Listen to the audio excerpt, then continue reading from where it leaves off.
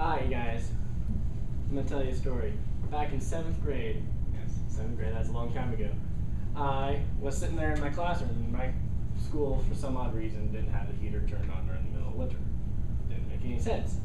So I was trying to warm up my hands, and I tried blowing on them, and eventually, I warmed them up a whole bunch of times, and I got a weird loud noise, and I was like, whoa, gotta do this again. So I'm sitting there in the middle of class, trying to figuring it out, how to make this hand whistle. And you eventually figure it out. And that's how I first learned how to do a hand whistle. I want to tell you guys how to make a hand whistle today. It's really fun. Once you get it, you can annoy all your friends. It's awesome. I think I'm qualified for this because I've been practicing mastering it all the way since 7th grade, changing up, learning 7 different styles of hand whistle. But I want to speak to you guys on how to make the hand whistle first, and then second, I want to say how you can change the pitches and tones. So first, we want to say how to make a hand whistle. Well, first, you gotta put your hands together. Put your hands together, and you put your fingers into the little webbing between your thumb and your first finger, and you cup your other hand all the way around. Now, you want to have your knuckles lined up with each other. If they're not lined up, you're not really getting any sound. And if your hands are together, you don't want to have any holes, because if you have a hole like right there, the air is going to escape and you're not going to get much of a sound. This hand whistle works just like a bottle. If you have like a plastic bottle, you have a hole in it, you're not going to get much sound. It's really weird. And then to make the noise, you have to blow across it like a flute or a plastic bottle, making a noise. Really fun train whistle too.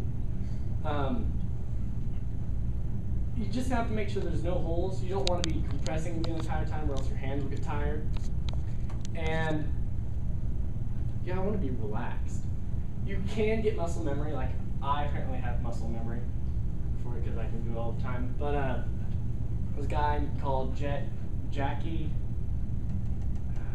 starts with an H. He is also a fellow master of this hand whistle. And he's all, that is the best technique. There are many techniques. There's having a full, small hand, big hand, lacing. Lacing's weird. Can't really do much with that. Since I've talked to you about how to make a hand whistle, I want to talk to you about how to change the pitches of the tone. To change the pitch of the tone, all you have to do is change the size of the cavity inside. Because when you have this, you're blowing into a cavity, causing a sound. The bigger the cavity, the deeper the sound. The smaller the cavity, the higher the sound. Right? Makes sense, right? Smaller, higher, bigger, lower. There are many different ways to change the pitch. First, the way I like the most and the way most of the other people that play a hand whistle is they take their hands like this, not laced or anything. They take their hands like this, and then they slide it, causing a smaller cavity in there, going from really cool, right?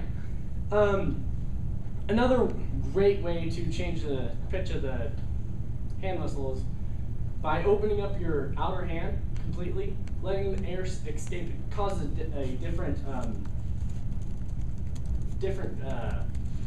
channel or pattern for the air inside. And when the air goes in, it comes in, does a little swirly thing and comes out down this way. That's why it's like a flute or a ball. But when you change it, it opens up and makes the flow different and comes out the front and the down. So you don't need a smaller cavity for a higher pitch. Be all makes it a lot easier whenever you want to play higher notes. Now that I've talked to you about how to make the hand whistle, how to change pitches, I hope you guys have a little more insight on how to make a hand whistle or to change it. Thank you for being great on this.